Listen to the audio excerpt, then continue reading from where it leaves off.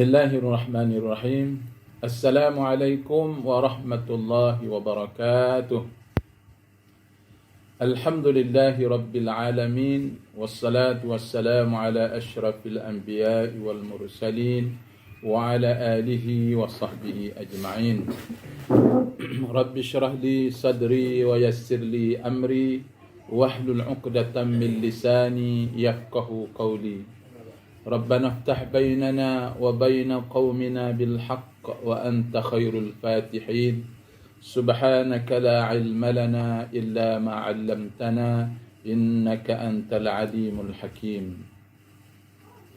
Alhamdulillah, para guru, para pelajar yang dirahmati Allah Subhanahu wa taala, marilah kita bersyukur kehadrat Allah Subhanahu wa taala kerana Allah Subhanahu wa taala masih lagi memberi kekuatan kepada kita, memberi kesihatan kepada kita, memberi peluang dengan izin taufik dan hidayahnya dapat kita berada dalam majlis ilmu pada malam ini, pada hari ini insya-Allah. Semoga dengan adanya kita dalam majlis ilmu ini kita mendapat keberkatan daripada Allah Subhanahu wa taala, diampunkan segala dosa kita insya-Allah. Kerana apa? Kerana majlis ilmu itu adalah, kata Nabi sallallahu alaihi wasallam, antara taman-taman syurga. Okey? Maknanya kita berada dalam majlis ilmu pada hari ini, kita dikira oleh Allah Subhanahu wa taala kita telah pun berada di dalam taman-taman syurga. Masya-Allah, ya. Mudah-mudahan kita menjadi ahli syurga di akhirat kelak insya-Allah. Para guru dan para pelajar yang dirahmati Allah sekalian, kita telah pun memasuki bulan Rejab, yang mana saban tahun umat Islam bila memasuki bulan Rejab, kita akan menyambut satu peristiwa besar yang berlaku kepada baginda Muhammad sallallahu alaihi wasallam, iaitu peristiwa Isra dan Mi'raj. Ialah peristiwa Isra dan Mi'raj, satu peristiwa yang besar yang berlaku kepada baginda Muhammad sallallahu alaihi wasallam. Peristiwa itu juga termasuk dalam golongan mukjizat kepada Nabi sallallahu alaihi wasallam. Kerana peristiwa itu merupakan peristiwa yang sangat luar biasa, sangat hebat, ya, berlaku kepada nabi yang dipilih oleh Allah Subhanahu wa taala, nabi akhir zaman, iaitu Nabi Muhammad sallallahu alaihi wasallam. Ya, marilah kita bersyukur kehadrat Allah Subhanahu wa taala kerana kita telah dipilih oleh Allah Subhanahu wa taala menjadi umat akhir zaman, umat Nabi Muhammad sallallahu alaihi wasallam. Baik. Kalau kita membicarakan tajuk Isra dan Mi'raj ataupun disebut dengan rihlah ilahiyah, ya. Nabi telah dibawa mengembara, ya, kerohanian oleh Allah Subhanahu wa taala. Okey, kita sebut dengan peristiwa Isra Mi'raj tu rihlah ilahiyah, ya, pengembaraan kerohanian. Baik, para pelajar yang dirahmati Allah sekalian, bila kita berbincang, ya, mengenai tajuk Isra dan Mi'raj, okey, kita akan tidak terlepas daripada tiga perkara. Okay, ini kebiasaanlah bagi ustaz-ustaz, penceramah-penceramah. Dia akan membincangkan, sebut saja peristiwa Isra dan Mi'raj, mereka akan membahagikan kepada tiga fasa, ya. Yang pertama, sebelum berlaku Isra dan Mi'raj. Okey, sebelum. Yang pertama, yang kedua, peristiwa semasa Isra dan Mi'raj, dan yang ketiga adalah peristiwa selepas berlaku peristiwa yang agung itu, iaitu peristiwa Isra dan Mi'raj tersebut. Baik, yang pertama Ustaz ingin menyentuh tentang apa yang berlaku sebelum daripada berlaku peristiwa Isra' dan Mi'raj kepada junjungan besar Nabi Muhammad sallallahu alaihi wasallam.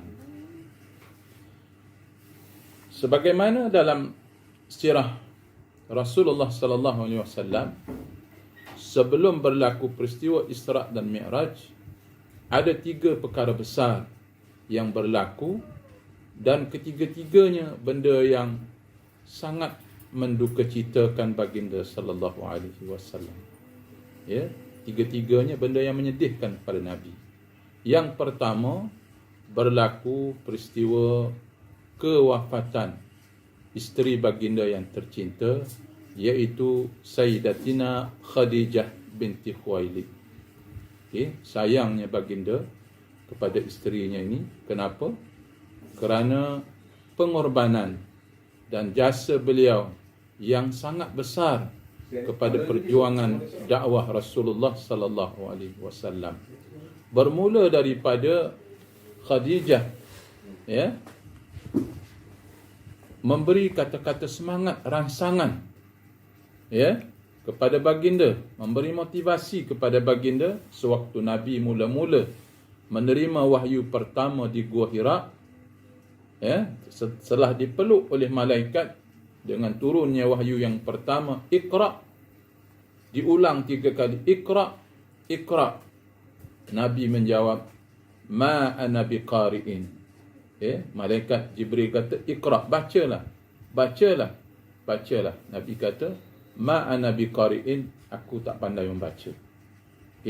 Lalu dipeluk oleh malaikat kuat-kuat dan diajar, Iqra bismi rabbikal ladzi khalaq, sampai ayat 5. Rentetan daripada peristiwa itu, Nabi balik ke rumahnya, berjumpa dengan isterinya Sayyidatina Khadijah dan menceritakan keadaan itu dalam keadaan ketakutan, dalam keadaan menggigil dan sebagainya.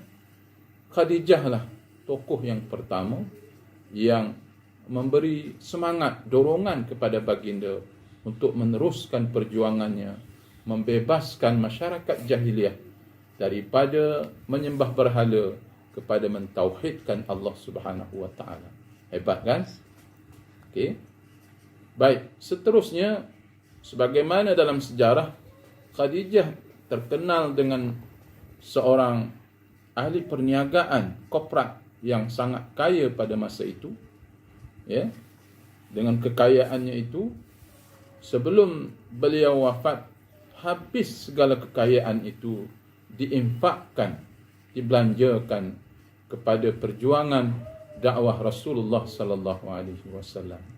Hebatnya, orang yang kaya tetapi dengan kekayaannya itu tidak menghanyutkan dia dengan kemewahan dunia, tetapi dengan kekayaan itu dibantunya Rasulullah. Kerana Rasulullah sangat memerlukannya ketika di permulaan Islam itu, sehinggalah Sayyidatina Khadijah wafat.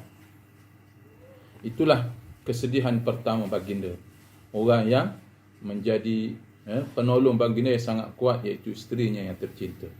Peristiwa yang kedua, kesedihan yang kedua yang menimpa baginda Rasulullah sallallahu alaihi wasallam adalah kematian bapa saudaranya Abu Talib.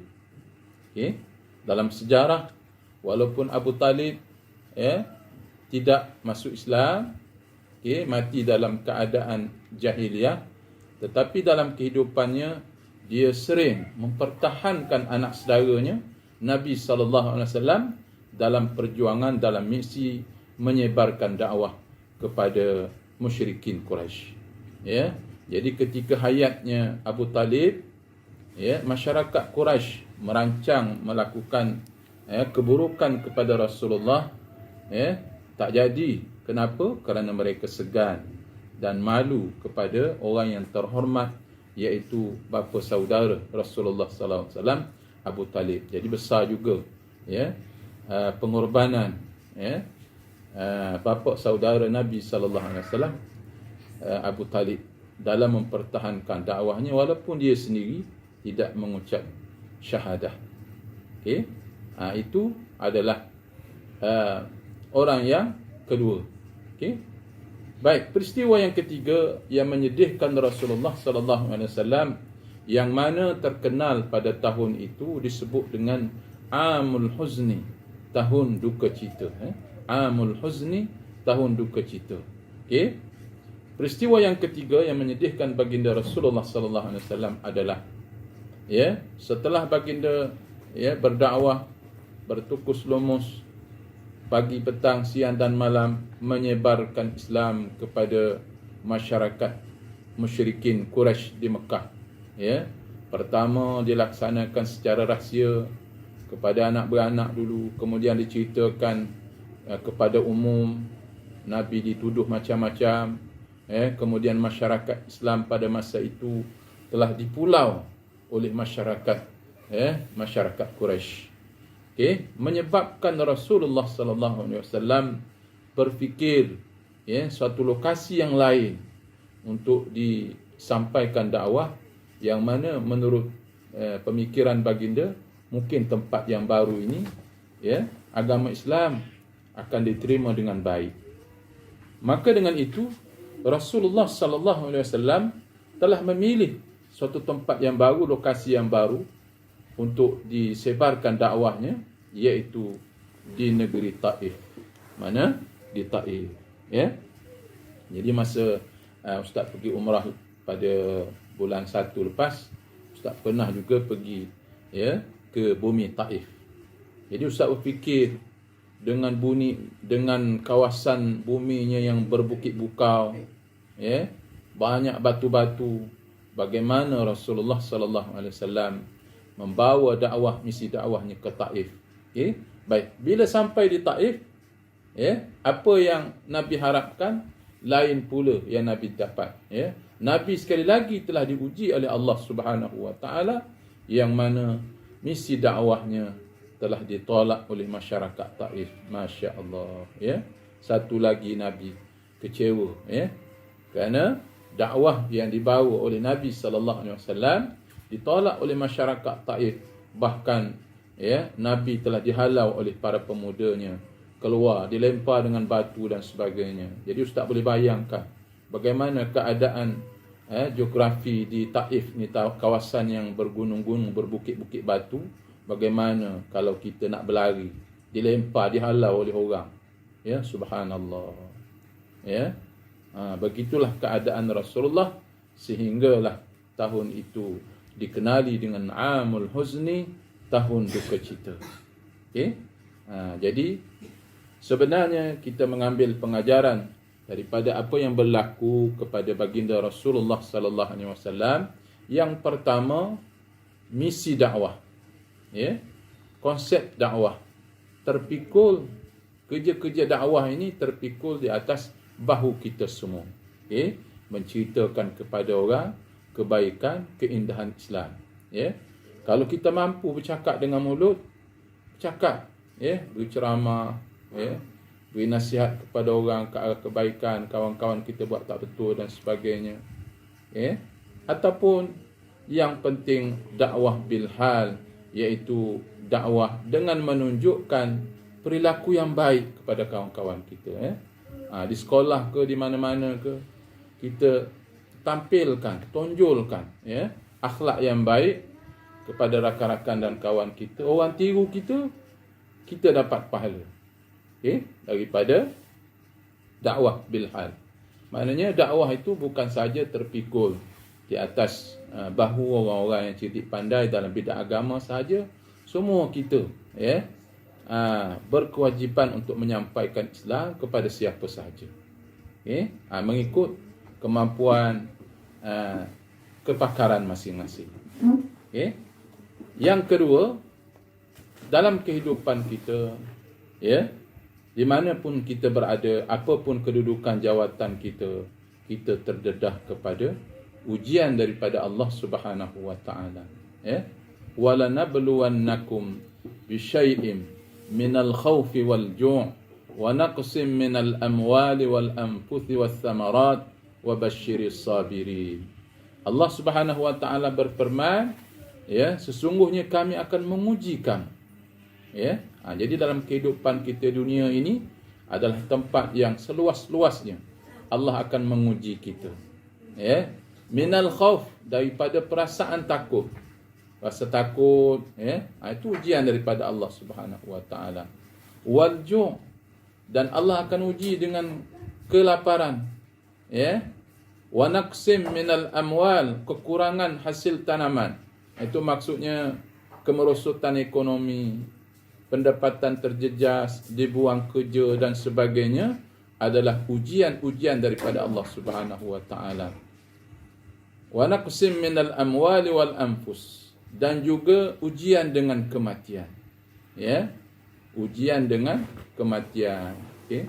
Mati juga, kehilangan ahli keluarga dan sebagainya juga adalah ujian daripada Allah Subhanahu wa taala, liyabluwakum ayyukum ahsanu amala. Dalam surah Al-Mulk Allah kata, kamu akan diuji oleh Allah Subhanahu wa taala dengan daripada kematian dan kehidupan. Kenapa Allah uji? Liyabluwakum ayyukum ahsanu amala. Siapakah di kalangan kamu yang terbaik amalannya, yang cemerlang amal ibadahnya kepada Allah Subhanahu wa taala. Jadi kalau kita melihat dari peristiwa tadi, Amul Huzni, Nabi Muhammad itu termasuk di kalangan para rasul yang ulul azmi, yang mana rasul-rasul yang sangat tinggi sifat kesabarannya menghadapi pelbagai ujian yang berat-berat daripada Allah Subhanahu wa taala. Tetapi mereka semakin diuji, semakin mantap keimanannya kepada Allah Subhanahu wa taala. Jadi diharapkan kita pun sama juga begitu, ya. Ya, semakin banyak kita diuji, menandakan Allah Subhanahu wa taala sayang kepada kita. Ya. Allah sayang kepada kita. Allah uji kita dengan kesakitan. Allah nak tahu kita mengadu kepada dia. Ya, mengadu, ya, merayu kepada dia supaya disembuhkan. Tujuannya untuk beribadah kepada Allah Subhanahu wa taala. Okay. Allah menguji kita dengan kegagalan. Kenapa tu? Supaya kita bangkit semula. Dengan kegagalan itu jangan kita jadikan alasan. Bahkan dengan kegagalan itu kita ciptakan kejayaan demi kejayaan untuk masa depan kita. Okay. Seperti mana yang ditunjukkan oleh baginda Muhammad sallallahu alaihi wasallam, tak berjaya di Mekah, pergi ke Taif. Tak berjaya ke Taif, akhirnya cahaya Islam tetap memancar cemerlang di bumi Madinah Al-Munawwarah. Okey, begitulah kehebatan berkat daripada kesabaran Nabi sallallahu alaihi wasallam. Jadi, ya, Ustaz harapkan kita semua, marilah kita sentiasa bersabar, ya. Innallaha ma'as sabirin, sesungguhnya Allah sentiasa bersama dengan orang-orang yang sabar. Baik, seterusnya peristiwa ketika berlaku Isra' dan Mi'raj. Okay? Kerana Nabi berhadapan dengan tahun duka cita pada tahun itu, maka selayaknya lah Allah Subhanahu wa taala yang maha mengetahui, yang maha hebat, ya, ingin, ya, memberi kegembiraan, ya, memberi ketenangan kepada kekasihnya Muhammad sallallahu alaihi wasallam. Maka Allah telah merancang, ya, satu perjalanan yang kerohanian yang hebat, ya. Baik, jadi kalau kita membicarakan tentang Isra' dan Mi'raj, jadi Ustaz akan bacakan ayat ini dulu. A'udzu billahi minasyaitonir rajim. Bismillahirrahmanirrahim. Subhanalladzi asra bi'abdihi lailan minal masjidil haram ilal masjidil aqsa alladzi barakna hawlahu linuriyahu min ayatina innahu huwas samiul basir. Sadaqallahul azim.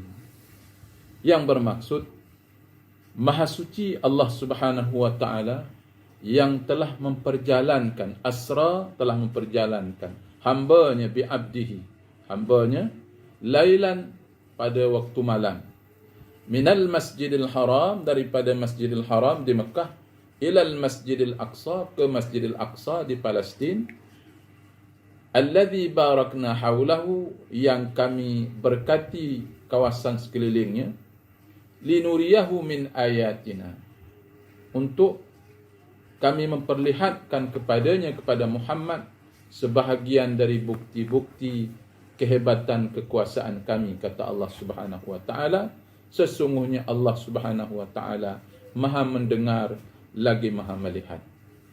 Guru-guru, para pelajar yang dirahmati Allah, kita tengok satu persatu perkataan dalam dalil Isra' dan Mi'raj ini dalam surah Al-Isra' ayat 1 ya. Subhanallazi asra. Allah Subhanahu wa taala memulakan ayat ini dengan subhana. Maha suci Allah. Bertasbih ya. Kalau kita melihat, kalau kita berzikir itu maknanya dia bertasbih. Tasbih itu maknanya dia subhanallah, subhanallah, subhanallah ya. Maha suci Allah. Di samping kita sebut bahasa Arabnya, ingat dalam hati, sedar dalam hati kita, jangan sebut di mulut hati ke lain. Itu tak panggil zikir. Zikir tu maknanya sebut dengan lidah, hadir dalam hatinya. Itu maksud daripada ucapan kita itu. Subhanallah, Maha suci Allah dari segala kekurangan ya. Subhanallah. Okey. Baik, Allah Subhanahu wa taala, okey, semua makhluk yang diciptakan oleh Allah Subhanahu wa taala ni sebenarnya bertasbih kepada Allah. Okey. Dalam ayat lain Allah menyebutkan yusabbihu lahu as-samawati wal ard wa man fihin. Ya. Dalam hujung ayat tu walakin la tafqahuna tasbihahum. Okay. Bertasbihlah semua benda yang ada di langit dan di bumi dan di antara kedua-duanya, bertasbih kepada Allah. Akan tetapi dalam ayat tu kamu tidak memahami tasbih mereka. Itu sahaja ya.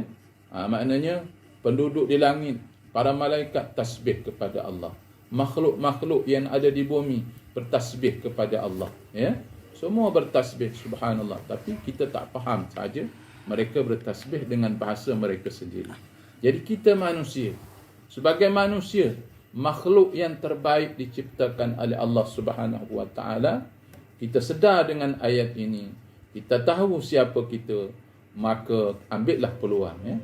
Ambillah peluang sentiasa kita bertasbih kepada Allah Subhanahu wa taala. Kerana kita makhluk yang paling hebat ya.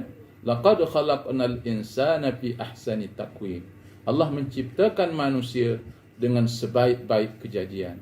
Takkanlah makhluk lain bertasbih kepada Allah. Malaikat, pokok-pokok, ombak, air, binatang bertasbih. Kita yang ada ilmu, ada otak, ya, panca indera yang baik, ya, khalifah di muka bumi ini, tidak mengambil kesempatan untuk bertasbih kepada Allah ya, sebagai bukti kita bersyukur kepada Allah Subhanahu wa taala. Okey, jadi sentiasalah basahkan lidah kita, lembutkan lidah, bertasbih kepada Allah ya, malu kepada makhluk-makhluk lain. Okey, asra yang memperjalankan, bi'abdihi dengan hamba-Nya. Okey ya. Jadi satu hal lagi yang Ustaz nak tekankan di sini, kalau kita menyebut hamba, sebenarnya hamba tu adalah satu label yang sangat hina bagi kita sesama manusia. Zaman masyarakat jahiliah dahulu, masa permulaan Islam, masih wujud golongan-golongan hamba. Tapi setelah datangnya Islam, seorang demi seorang telah dibebaskan.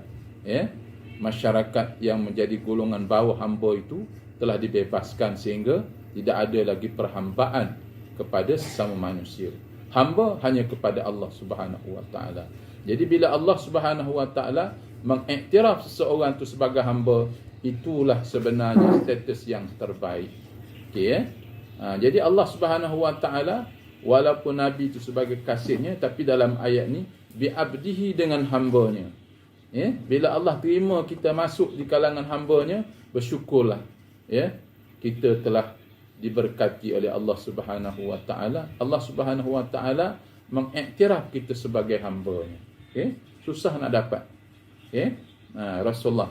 Dan satu lagi, kenapa Allah Subhanahu wa taala menggunakan perkataan abdihi? Kerana nantinya ada pendapat yang mengatakan peristiwa yang luar biasa Isra' dan Mi'raj ini berlaku dengan ruhnya sahaja. Dengan ruhnya sahaja ataupun seperti dalam mimpi. Tapi kalau dalam mimpi, peristiwa ni dah jadi tak hebat.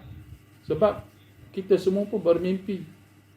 Ada yang mimpi dia tidur dekat di rumah dia, bermimpi pergi Amerika, pergi tengok bola dan sebagainya.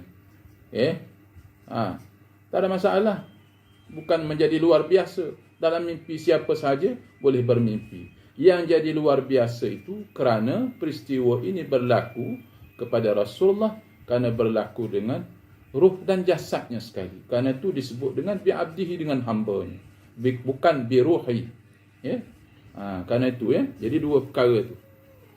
Untuk menunjukkan Allah Subhanahu Wa Taala mengiktiraf Nabi Muhammad itu sebagai hamba-Nya juga, dan juga membuktikan bahawa peristiwa yang luar biasa ini berlaku dengan ruh dan jasad. Lailan, perjalanan itu berlaku di waktu malam. Satu malam sahaja Nabi bergerak dengan pantas minal Masjidil Haram, daripada Masjidil Haram di Mekah ke Masjidil Aqsa di Palestin, yang kami berkati sekelilingnya. Tujuannya apa? Untuk memperlihatkan sebahagian daripada tanda-tanda kekuasaan, kehebatan Allah Subhanahu Wa Taala kepada Rasulullah sallallahu alaihi wasallam. Nabi bukan sahaja Isra, bergerak berjalan pada waktu malam daripada Masjidil Haram ke Masjidil Aqsa, tetapi dari Masjidil Aqsa terus naik ke langit 1, 2, 3 sampai 7, sampai ke Sidratul Muntaha. Sampai ke Sidratul Muntaha. Ke atas sekali sehingga kan malaikat Jibril pun dah tak boleh nak menembusi. Nabi seorang naik. Baik. Bila berhadapan dengan Allah Subhanahu Wa Taala, tapi Ustaz nak ingatkan kepada para pelajar sekalian, janganlah menganggap bahawasanya Allah Subhanahu Wa Taala tu bertempat, duduk kat sana Nabi naik, tengok jumpa Allah duduk atas kursi. Tak, bukan. Allah tidak bertempat, tapi nak menunjukkan Nabi naik ke tempat yang mulia, yang hebat di sisi Allah Subhanahu Wa Taala. Hakikatnya Allah Subhanahu Wa Taala yang tahu. Tapi Nabi naik, berjumpa dengan Allah Subhanahu Wa Taala, maka apa yang Nabi dapat hadiahnya? Ini yang paling penting dalam kehidupan kita. Ustaz nak tekankan, Nabi dapat salat, berapa rakaat? 50 waktu. Masya Allah, banyaknya 50 waktu. Nabi pun ambil hadiah tu, turunlah ke langit. Akhirnya jumpa dengan Nabi Musa. Wahai Muhammad, kau dapat apa? Nabi pun jawab, yang ringkasnya dapat 50 waktu solat. Masya Allah, Nabi Musa kata, wahai Muhammad, umat aku yang kuat-kuat pun tak sanggup melaksanakan amanah yang begitu berat. Naik minta dengan Allah Subhanahu Wa Taala. Ringkasnya cerita, naik turun Nabi tinggallah 5. Walaupun tinggal 5, kita kerjakan secara lengkap, pahalanya tetap juga dapat 50. Apalagi kita tambah dengan berjamaah dan sebagainya. Jadi semua ibadah-ibadah yang lain, nak ceritanya hebatnya solat ini, semua ibadah-ibadah yang lain diterima oleh Nabi sallallahu alaihi wasallam, difardukan oleh Allah Subhanahu Wa Taala kepada kita semua melalui malaikat Jibril. Puasa ada ayatnya turun, kutiba alaikumusiyam. Zakat ada ayatnya, diturunkan kewajipan itu melalui malaikat Jibril. Haji ada ayatnya, wahyunya. Tetapi salat, khusus untuk yang ini, Nabi sallallahu alaihi wasallam mendapat hadiah sendiri, pada malam Isra dan Mi'raj, turun dengan membawa salat fardu 5 waktu kepada seluruh kaum muslimin sepanjang hidupnya. Beza di antara seorang muslim dengan non-muslim, kata dalam hadis Nabi itu ialah tarkus solat, pada ibadah solatnya. Jadi kita kena sebagai umat Muhammad akhir zaman, kita dah pun akil balik, para pelajar semua, jagalah solat ini betul-betul, kerana Nabi hadiah dari Allah Subhanahu Wa Taala sendiri pada malam peristiwa Isra dan Mi'raj, turun bawa solat. Jangan kita sia-siakan solat itu sendiri dalam kehidupan kita. Sempurnanya solat bila dah meninggal, maka hisab perkiraan yang lain merupakan perkiraan yang mudah. Ya, tapi kalau masalah saja solatnya tak lengkap, tak cukup, ya, sekejap ada sekejap tak ada, ikut mood, rajin buat, malas tak buat, ya, subuh bangun awal buat, bangun lewat tak buat, seperti yang berlaku, maka kita akan berhadapan dengan hisab yang sangat susah. Bukan itu sahaja para pelajar sekalian, ya. Okay? Kalau kita tak selesai sebenarnya hakikatnya solat dalam kehidupan kita, sebenarnya urusan kita dunia juga tak selesai. Ya, kerana bagaimanapun hebat kita, tetapi kita bergantung dengan Allah Subhanahu Wa Taala yang sentiasa membantu menyelesaikan masalah kita. Itu merupakan talian keimanan kita kepada Allah. Okay, ya? Jadi kena laksanakan solat. Imam Asy-Syafi'i, imam mazhab kita, mengatakan bila kita jumpa dengan orang yang tak solat ni, jumpa dengan orang tak solat ni, Imam Syafi'i kata apa? Fakabbara alaihi arba'an. Takbir ke atasnya 4 kali bila jumpa dengan orang yang tak solat ni. Kenapa Imam Syafi'i menyuruh kita takbir 4 kali? Takbir 4 kali itu apa? Takbir 4 kali itu adalah solat jenazah. Solat jenazah kan tak ada rakaat, ada 4 takbir je. Jadi Imam Syafi'i, ya, dengan bahasa yang berlapik mengatakan bahawa bila orang tu tak solat, sebenarnya orang tu dah kira mati. Ya Allah, mati, ya. Sebab orang tak solat tu berada dalam beberapa keadaan je. Satu, tak solat, sama ada dia bukan Islam, ataupun dia dah mati, ataupun dia gila. Tu je orang yang tak solat. Sama ada orang mati, orang bukan Islam, ataupun orang gila. Nah, pilih yang 3 ni, nak yang mana? Kalau uzur tu, itu adalah keuzuran yang dibenarkan oleh Allah Subhanahu Wa Taala. Bagi yang lelaki tidak ada. Jadi ingat tu. Dalam Quran ada disebutkan lagi bagi orang yang tinggal solat. Ma salakakum fi saqar? Qalu lam naku minal musallin. Bila di akhirat malaikat tanya, kenapa kamu semua berada dalam neraka sakar ni? Ramai-ramai ni kenapa ni, berada kat sini ni, tempat yang seksa, tempat yang sangat dahsyat ni. Kenapa kamu ditempatkan oleh Allah di sini? Qalu, mereka menjawab, lam naku minal musallin. Dulu kami tidak melaksanakan salat. Allahu Akbar, na'udzubillahi min zalik, ya. Semoga kita terselamat daripada menjadi penghuni neraka sakar. Jadi bukan saja kita nak sesuatu, nak kejayaan, nak belajar cemerlang baru nak dekat dengan Allah, tidak. Sepanjang masa kita nak kepada pertolongan, bantuan, taufik, hidayah daripada Allah Subhanahu Wa Taala, bantu dalam kehidupan kita, ya. Karena itu kita ihdinas siratal mustaqim, ya Allah bimbinglah aku, tunjukkanlah aku, pimpinlah aku ke jalan yang lurus, ya. Karena itu kita sentiasa mengharapkan bimbingan, ya, petunjuk dari Allah Subhanahu Wa Taala dalam mengharungi kehidupan kita ini. Guru-guru, para pelajar yang dirahmati Allah Subhanahu Wa Taala, jadi itu tentang peristiwa yang besar Isra' dan Mi'raj yang berlaku kepada junjungan besar Nabi Muhammad sallallahu alaihi wasallam. Jadi Ustaz harapkan daripada peristiwa itu kita mengambil pengajaran, ya. Janganlah kita tinggalkan solat. Kerana dalam hadis Nabi disebutkan tidaklah suatu amalan itu paling disukai, ya, oleh Allah Subhanahu Wa Taala kecuali amalan-amalan fardu yang diperintahkan oleh Allah. Allah sangat suka bila suatu amalan fardu yang diwajibkan kepada kita, kita buat. Ya. Allah perintah kita sembahyang, solat 5 waktu, kita buat. Inilah Allah paling suka. Okey. Dan juga amalan-amalan nawafil. Amalan nawafil itu ialah amalan-amalan sunat. Okey, setiap amalan fardu itu ada nawafilnya. Kalau solat fardu ada solat-solat sunatnya sebelum dan selepas dan sebagainya. Itu adalah solat-solat ibadah-ibadah nawafil.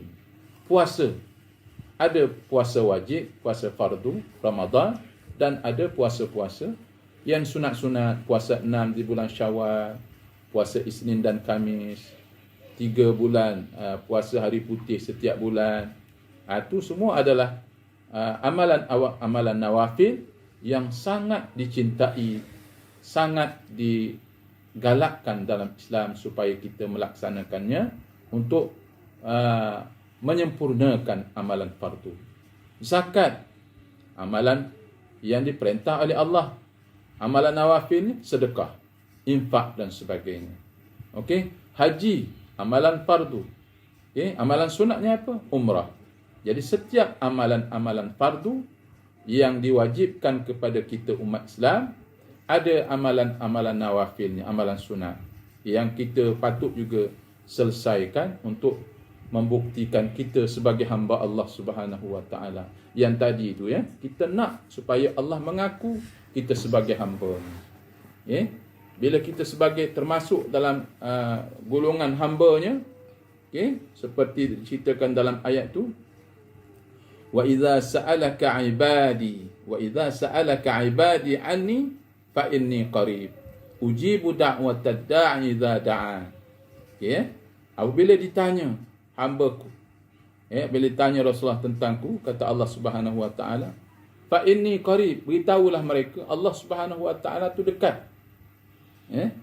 Dekat dengan kita semua. Ujibu da'watad da'i idza da'a. Kata Allah Subhanahu Wa Taala bukan sahaja dekat, tetapi Allah Subhanahu Wa Taala sentiasa mendengar rayuan, rintihan, doa kita, hajat kita. Kita mengadu kepada Allah Subhanahu Wa Taala. Dalam ayat lain disebutkan aqrabu min hablil warid. Allah Subhanahu Wa Taala dekat dengan kita seperti dekatnya urat leher. Okey, jadi bila ada masalah, ditimpa ujian, musibah dan sebagainya, bangunlah di waktu malam, mengadulah kepada Allah Subhanahu Wa Taala dalam keadaan bersujud. Kita mengadu kepada Allah di tempat sujud kita. Suara kita didengar oleh penduduk langit sana. Subhanallah, hebat. Jadi itu tempat mengadu kita. Salat, mengadu kita kepada Allah Subhanahu Wa Taala, walaupun Allah Subhanahu Wa Taala sebenarnya Maha mengetahui apa yang ada dalam hati kita, yang ada dalam minda kita. Allah Subhanahu Wa Taala tahu, tapi Dia lebih lagi nak tahu dengan kita mengadu, merayu kepadanya, kita sebagai hamba. Mudah-mudahan kita tergolong di kalangan abdun, hamba-Nya.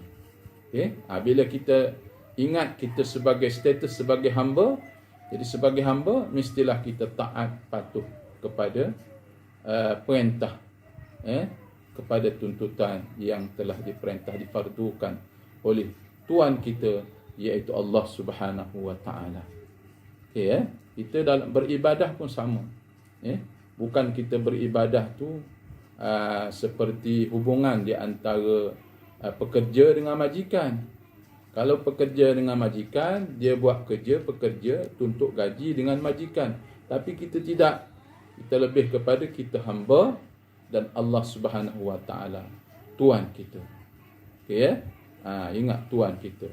Dan sebenarnya kita masuk syurga pun bukan dengan amal ibadah kita semata-mata, tetapi masuk syurga dengan rahmah dan kasih sayang daripada Allah Subhanahu Wa Taala. Dengan banyaknya kita melakukan amal ibadah, taat kepada perintah Allah tu, dengan itulah kita dapat meraih kasih sayang, rahmat daripada Allah Subhanahu Wa Taala.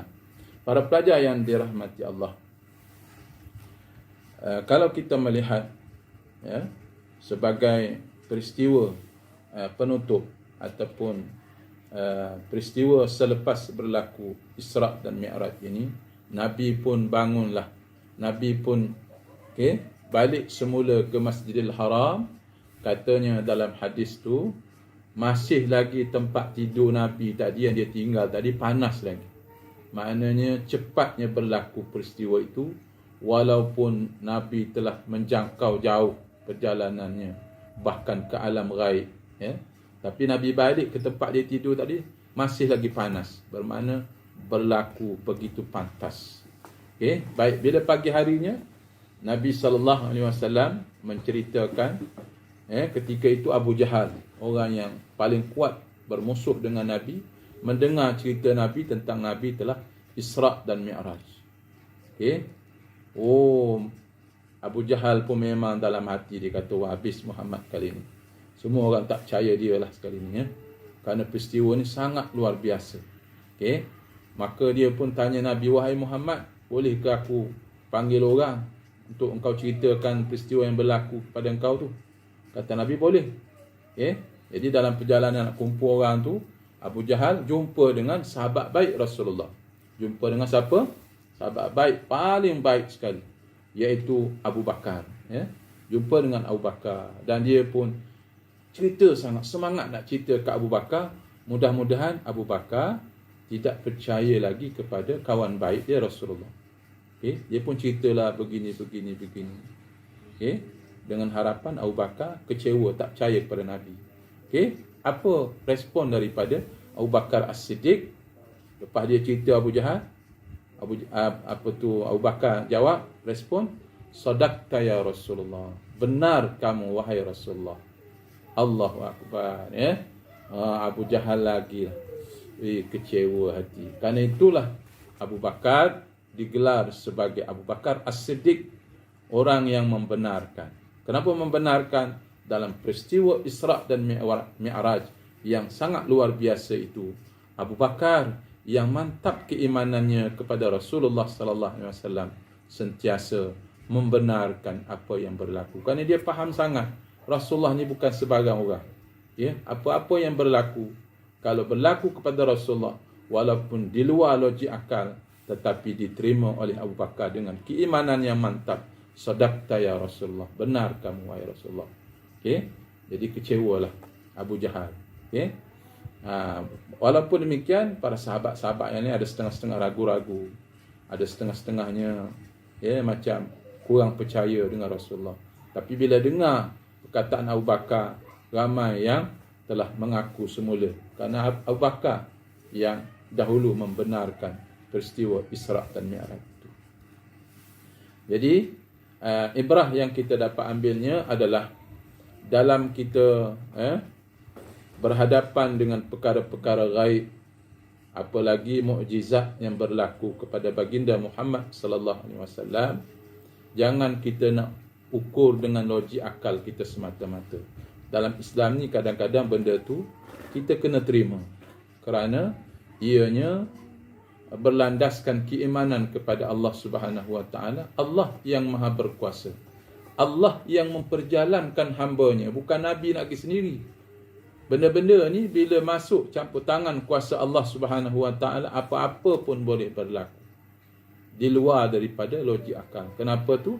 Sebab Allah Subhanahu wa taala yang Maha berkuasa, yang mengambil Nabi sebagai VIP, memperjalankan Nabi dalam peristiwa yang sangat hebat itu, ya, peristiwa Isra' dan Mi'raj. Para pelajar yang dirahmati Allah, ya, Ustaz rasa cukuplah masanya sampai situ dahulu tazkirah ringkas Ustaz, ya. Dengan harapan Ustaz di bulan Rejab ini kita tambahkan, tingkatkan amal ibadah, amal-amal sunat kita, baca Quran, puasa sunatnya, zikir-zikirnya. Okey. Begitu juga bila masuk bulan Syaban, ya. Kenapa tu? Sebagai persediaan kita, mental dan fizikal kita, rohani kita, untuk memasuki bulan tarbiyah yang telah dirancang oleh Allah Subhanahu wa taala. Setiap tahun umat Islam mesti memasuki bulan pendidikan, iaitu bulan Ramadan. Semoga dengannya, dengan persiapan kita 3 bulan, ya, 2 bulan, bulan Rejab, bulan Syaban, bila masuk bulan Ramadan, kita telah pun bersedia, ya, untuk memikul tanggungjawab yang berat, iaitu berpuasa. Okey, dengan berpuasa mudah-mudahan, ya, kita akan cemerlang mendapat menjadi hamba Allah yang berjaya, hamba Allah yang teguh keimanannya, hamba Allah yang mantap ketakwaan kepada Allah. Karena itu natijah daripada berpuasa itu, la'allakum tattaqun, pastinya jika kamu berpuasa dengan penuh keimanan dan keyakinan kepada Allah Subhanahu wa taala, habis Ramadan kita termasuk di kalangan hamba Allah yang bertakwa. Itu adalah objektif daripada ibadah puasa, la'allakum tattaqun, supaya kamu menjadi orang yang bertakwa. Jadi cukuplah sampai situ dahulu. Ya, semoga tazkirah ringkas ini memberi ingatan kepada ustaz sendiri, para pelajar dan juga guru-guru. Okey. Terima kasih di atas kerjasama, perhatian semua. Mohon maaf di atas salah dan silapnya. Aqulu qawli hadza wa astaghfirullahal azim li wa lakum. Wassalamu alaikum warahmatullahi wabarakatuh.